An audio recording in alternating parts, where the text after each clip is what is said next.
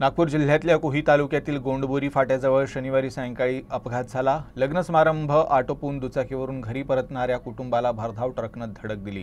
यात तिघांचा दुर्दैवी मृत्यू झाला। ही दुर्घटना कोही तालुक्यातील गोंडीबोरी फाट्यावर घडली। किशोर मेश्राम हे आपल्या काकू गुणाबाई मेश्राम आणि 4 वर्षाचा सार्थक यांच्यासह लग्न समारंभ आटोपून दुचाकीवरून घरी जात होते। गोंडीबोरी फाट्यावर आल्यानंतर समोरून येणाऱ्या वाहनानं अचानक ब्रेक लावल्यानं किशोर यांचे दुचाकीवरील नियंत्रण सुटले।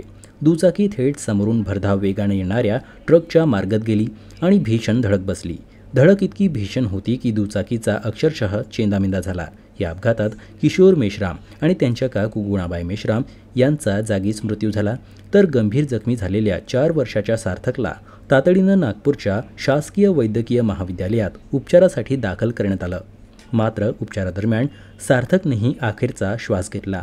लग्नाचा आनंद साजरा करून घरी परतणाऱ्या कुटुंबावर काळाने घाला घातल्यानं संपूर्ण परिसरात शोककळा पसरली आहे।